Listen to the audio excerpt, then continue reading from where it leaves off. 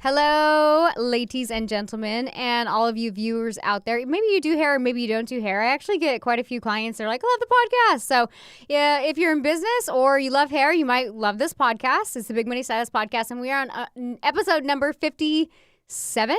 57. 57. Can you hear me? Is my mic? How do you? Oh.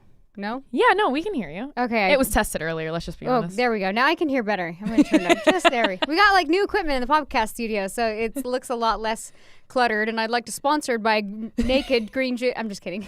I'm like, I feel like I should turn my bottle around then. There we go. Oh, well, last week I had a fro of curly hair, and today it's wash day, so I literally, it's still kind of like air drying as we speak. So. Oh my gosh, you know what just came to my mind? When you had that cup of loogies you were drinking. I was just thinking that. Oh, go back a few episodes or don't.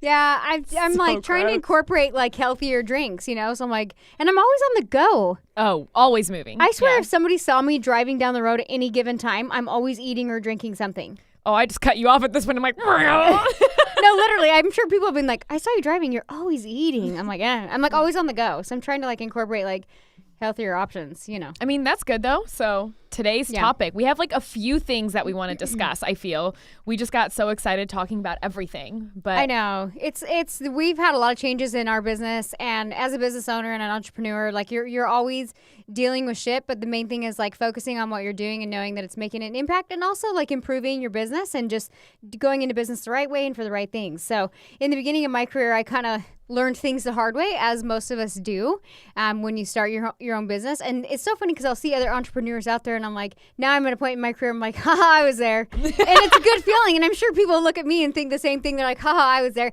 And part of me is now I'm kind of rooting for them in a way. I'm like, keep going. You're kind of like, I hope you get over the hump. You know what I mean? You're gonna hit a hard patch soon, but keep going. Don't stop. Even the ones that talk shit about me, I'm like, I get it.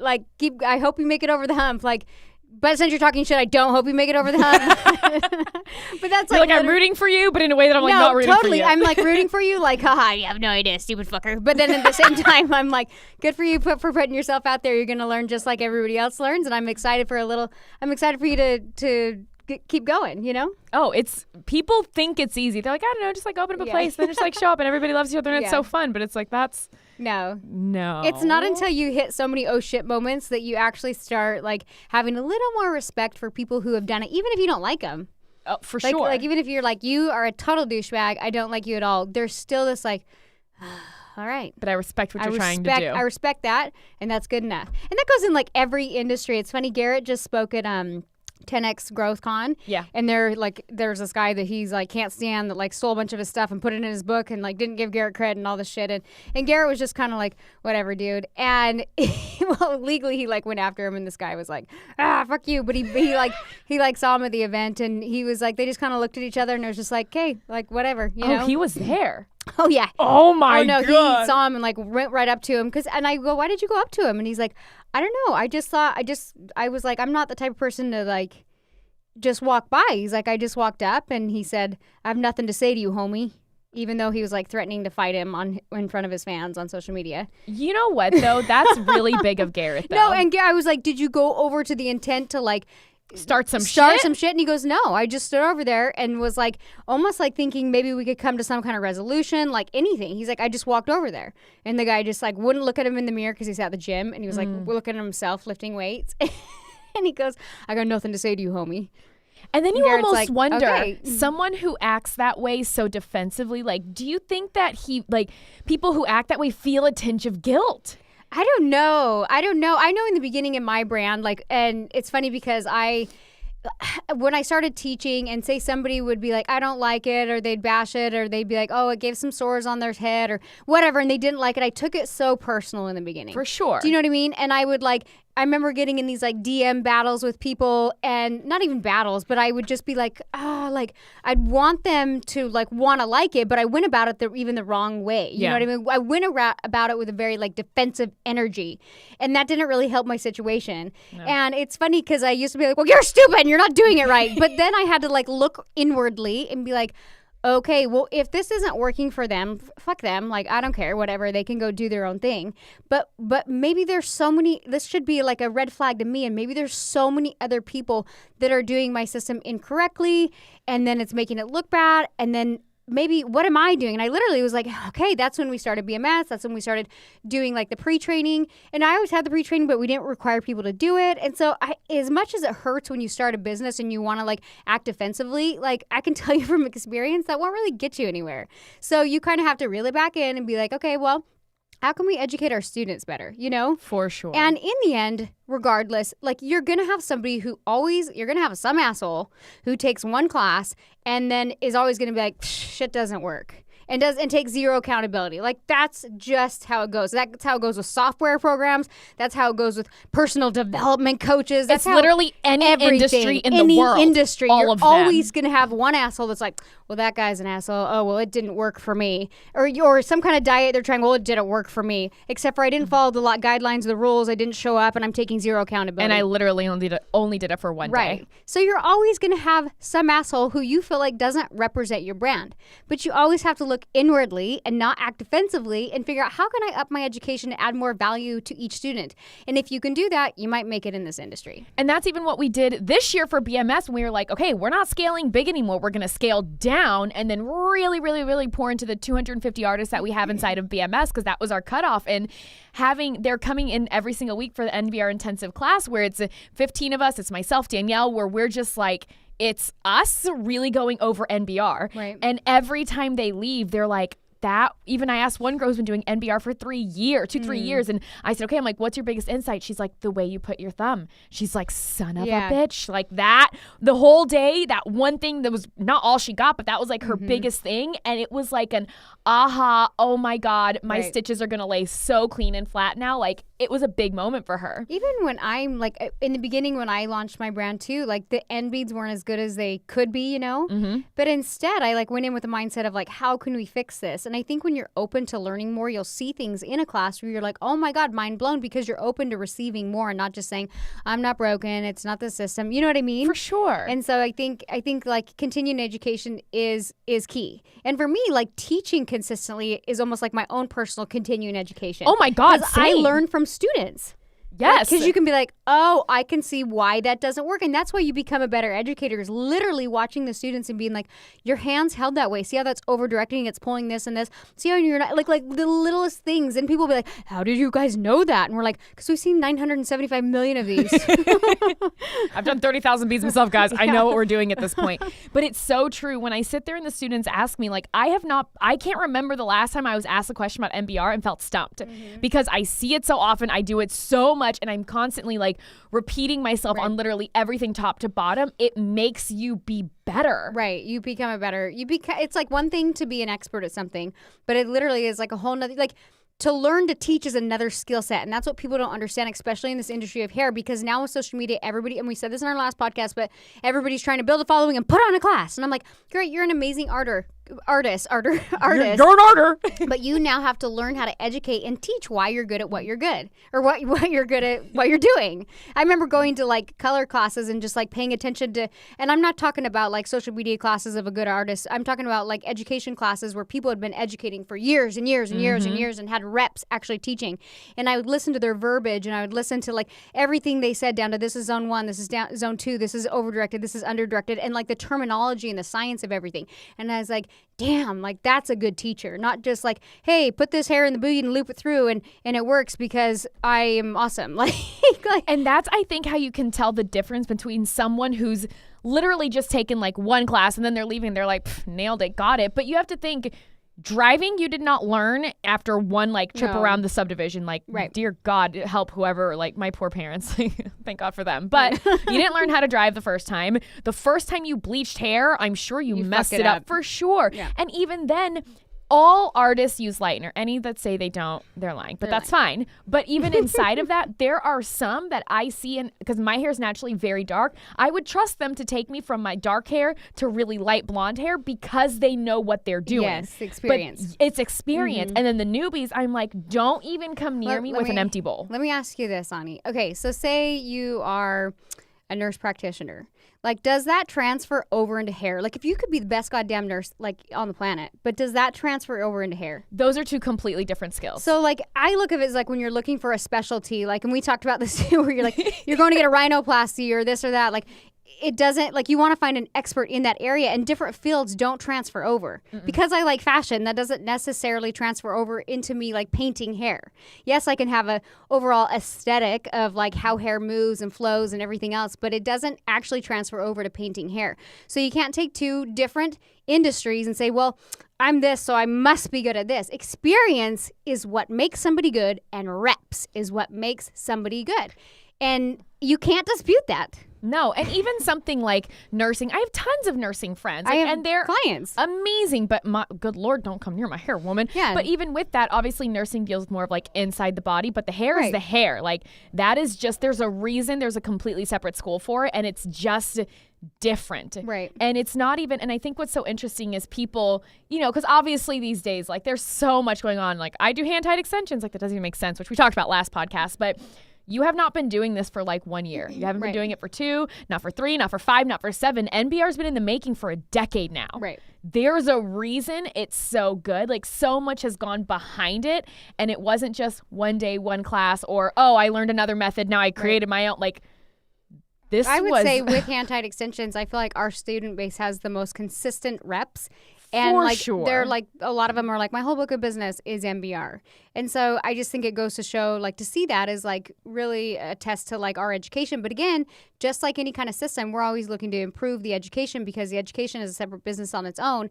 And you should always be able to look at a problem and be like, okay, well, how can we become better? And if you don't, you probably won't make it in this industry. And that's totally fine too. But I think everyone at some point needs to be accountable and not defensive and kind of crazy some days, because, and given I know it's hair, and because it's hair and it's our art, it's so personal to us. Any business, any entrepreneur is going to take any kind of like offense to something that they pour tons of money, their heart and soul, and like, trust me, I get it. Like I get it. And you know what? I'm up for people in the industry like creating businesses. That's like, for sure. That's great. That's totally great. But go into it smart and go into it for the right reasons, and you'll learn and grow if you have, I was gonna say if you have the balls to stick it out, but like literally like shit's a lot harder than you think. And for me, like I got like so far in, and there were so many times that I personally wanted to quit. Like there was just so much shit, and when people are like, it doesn't work, and I was like, fuck it, I don't need this.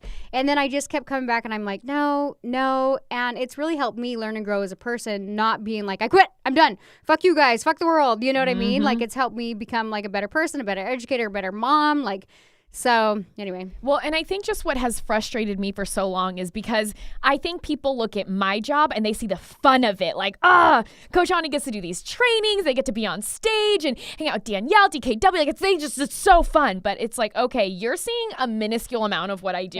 Yeah. Everything else I do doesn't look fun. It's a lot of late nights, a lot of early mornings. Like tomorrow I have a walk and talk with Garrett at 5:15 a.m. Why does he do that? I'm going to be so knocking early? On your door, Danielle, at 5:15 in the morning. Oh, Can't even say I'm thrilled about it. I'm like, how cold it is that early? Yeah. But it's fine. He loves it. But I know. I'm like, when I saw that time, I was like, he might mean PM. He's not. So, but even inside of that, you know, so many artists have come to me and been like, Ani, I want to be a trainer. I'm going to be a trainer with BMS. I'm going to be a trainer with MBR. And I'm like, dude, yes. Like, if that's what you want to do, do it. That reminds me so much. So, well, then we open it up this year to say, okay, you want to be a trainer? Here are the steps. You need to go through initiation, mastermind, licensee. Once you end up here, myself, Garrett, and Danielle will be the ones training you guys, like hands-on, one-on-one. Like, this is the path. And so many, they were like, wait, I have to do what?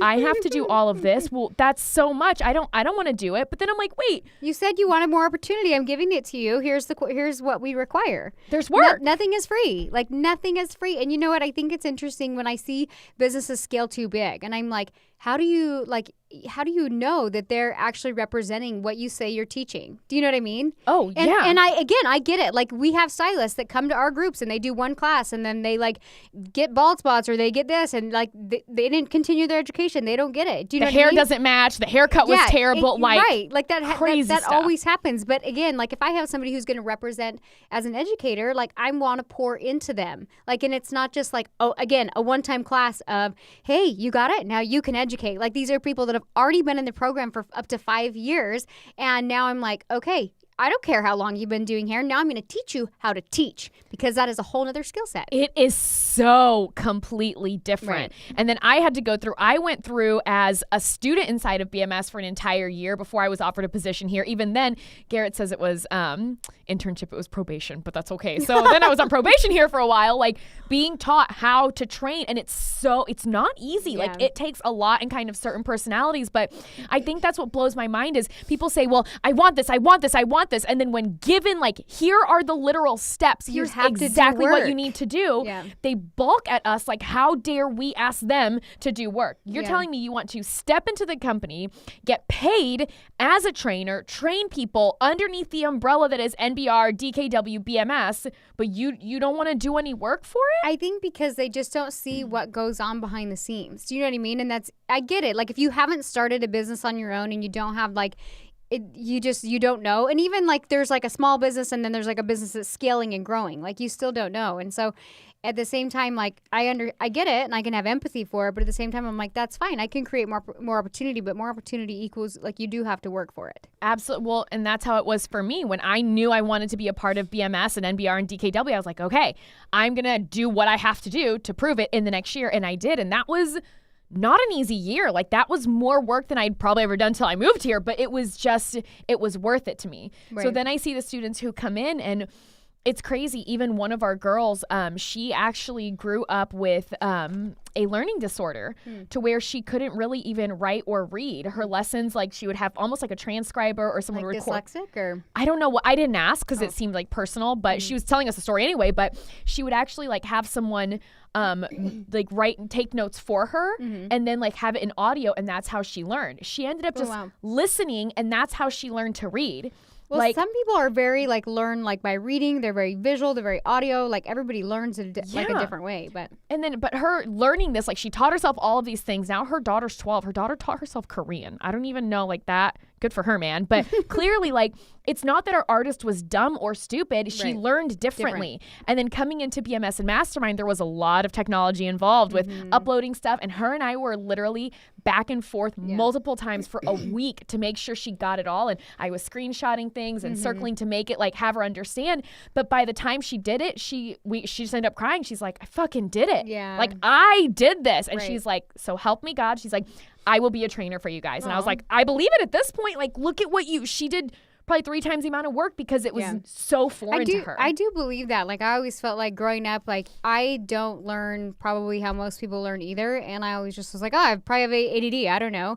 But I am way more, I would say, like, visual. I have to watch a video. I have to touch it. I have to feel it. Like, I don't know. For me, learning has always been really hard as well. And when I get the whole technology side. For sure. Like, I see it, and I think a lot of artists, too, they're known for not being very techie, and they see it, and they're like, oh, and they just shut down.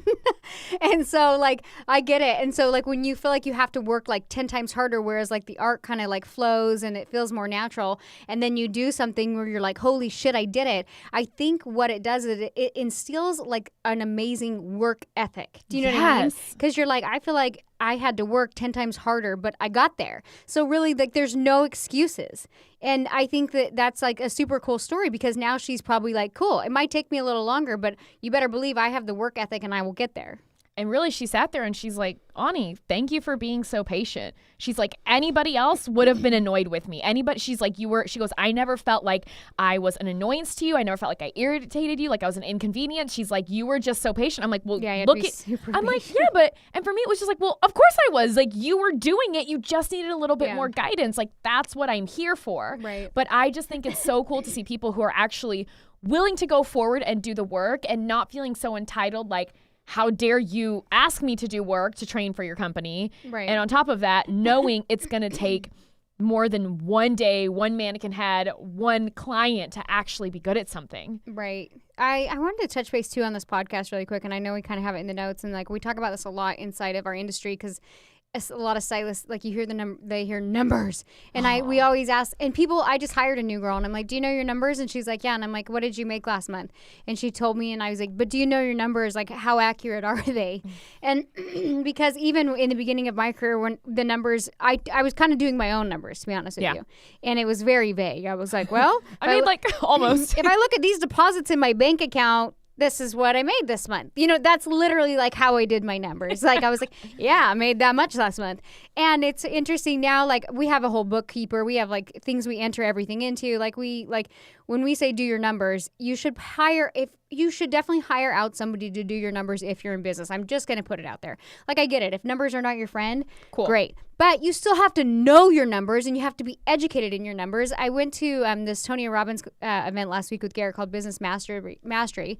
And there was a guy, and I can't remember his name. He wrote a book called The Road Less Stupid. And he's a big numbers guy. Damn it. I can't. Keith, I can't remember. Anyways, and he developed this software to basically help people with their numbers. We bought it. It looks super cool. Mm-hmm. But he was basically making the statement of like, hey, like it's one thing to see a spreadsheet from your accountant and know your numbers, but the power is in like looking at your numbers and knowing how to adjust. Even if you're super successful, if you can't look at your numbers and be like, okay, like we need to take away this and this, or we need to like up our prices, or you know what I mean? You have to be able to look at your numbers and know how to problem solve so that you're constantly moving forward in business. Because if you're not, then you're ultimately like regressing. Well, and a lot of our artists, what they do is by the time they're coming to BMS, they're kind of done with the industry, really, because they're working way too much, and what they're taking home is, next to nothing sometimes. If they actually did their numbers and they measured it off the numbers of hours they're working, even if they think they're super successful, a lot of them like want to break down and cry. For sure, because then what happens is they trade in low-paying clients for high-paying clients, but the hours are still the exact same. Mm-hmm. But even then, now they're working more because they almost become like addicted to it. Like it is an addiction, but all of a sudden they're like, I'm exhausted and I don't have time. Even one of our trainers we're bringing on is in this right now. And we straight up looked at her. We're like, you don't even have time to take on a class if you wanted to. Well, and we straight up asked her, we're like, do you want to be an educator? And the fact that she hesitated, and then we found out she was like working 5-6 days a week. And we were like, okay, here's the thing. If you're overwhelmed, the only reason you would pass down more opportunity is if you are overwhelmed. Like that's just how it is. So you have to ask yourself in business and in life, like, where am I missing out on opportunities because I'm overwhelmed and I can't see the clear picture of where I'm currently at in my business? And that's the thing, once you start getting to overwhelm, that leads to exhaustion. You're irritable at home, you're irritable at work. Like everything is affected when you don't have time to breathe, and you need space to breathe. It's vital for just your sanity. Right. And that's why when we were talking to her, like she was kind of breaking down at that point. She's like, we were like, why are you doing this to yourself? Like, why are you working 5, 6, sometimes 7 days a week? And it's not only that. Like we know if you run like a small boutique salon, or you rent, or you run your own business, it's not even just about the physical hours behind the chair, but we know how it is to like follow through with clients. Like there's so much more to a business than actually doing the art of hair. Like you almost like can't be successful at the level you could be working that many hours unless you have like a full team, staff, like social media team, like everything. But if you don't, you're really just running yourself into the ground. And that's pretty much what she was doing. So her response was, she just said, she's like, you guys told me to hustle. She's like, and I did. She goes, I don't know how to reel it back in now. And I was like, It's hard. It's hard to say like no to the money, and then it's hard to say no to clients because you become like really good friends with them. I find the easiest way to value your time and hours behind the chair more is to be able to look at like, okay, what clients am I making the most money on? And then like a lot of stylists will say, well, I'm strictly MBR, but they're still doing like little root touch-ups, or they're doing like one row tightens. Or you can even look at like certain clients of like, okay, Sally keeps her hair for like 9 months. Like I might have to say, sorry, Sally, like bye-bye. Do you know what I mean? Absolutely. And the easiest way for me like to be able to make that leap is you just make a small price increase and enough fall off. But we've had people do that too. They're like, okay, well, I made a price increase and everybody stayed. And I'm like, okay, then you cut down your hours. And when they go to rebook, you're like, I'm sorry, I'll have to refer you to somebody else. I'm booked up. So you have to set boundaries of like the hours that you are willing to commit behind the chair. And you have to stick with those boundaries. That's the hardest thing, because we get so guilted into it. All of a sudden we're like, well, I'm already there. Want to work Sunday at 8 p.m. But, oh, gosh. I have to go in anyways and count color boxes. So, sure. Oh, my God. That is every time I see our salon manager doing it, I'm like, I don't want your job, honestly. Like, I'm going to have to do a walk and talk at 5:15 a.m., but I don't want to count color boxes. Oh, God. So I know. I'll take my walk and talk. I'm kidding. I support her. I'm like, you need any help? Because I can count, but doesn't look like fun. But no, it is. And people, it does make me feel bad for them. Like, God, they just get so stuck. And something that we've actually done before is we say, take your top 3 clients and then take your bottom 3 clients. Right. And for someone listening, I know you're sitting there like, I love all my clients. Fine, then pick your least favorite of your favorite, whatever. But there's always you got to remember hierarchy. you're in the business of making money. So you, like, even if you have a really great relationship, when you look at your numbers, it allows you to tell Sally who is actually you're probably giving a discount to because she's your sister's husband's brother-in-law's grandpa's uncle sister. Second cousin twice removed. Yeah. So you're like, oh, but I like her so much, so I give her like $150 off every time. And you're like, oh, well, you definitely have to cut her.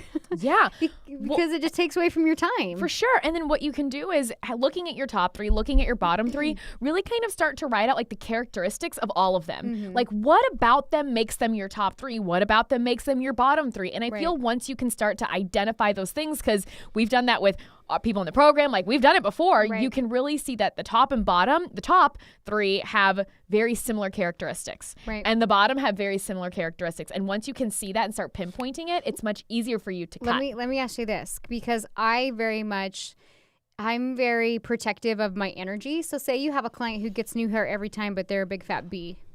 You're out. I'm not playing this game. I feel like, too, I think people don't think of that, too. Like, you get to choose who sits in your chair. And I'm not saying you have to be, like, snooty about it, but at the same time, if they're affecting your energy, you have to understand what that's going to carry over into your family, what that's going to carry over into your other client relationships. And so clients like that, where you get stressed out and you see their names on their books and you're like, oh God, and you have to like prep the team and get ready for Susie, she's coming in. Like, regardless if they get new hair every time, it's not worth it. It could be actually costing you clients based on the stress level that it's giving you. And for me, I know artists are looked down so frequently in the industry, and even recently at DKW, because we have a very strict 20-minute rule on being late. And one of my clients was already 20 minutes late. Our concierge texted her and said, hey, Sally, we're going to have to reschedule you. Her response was, no way, be there in 10.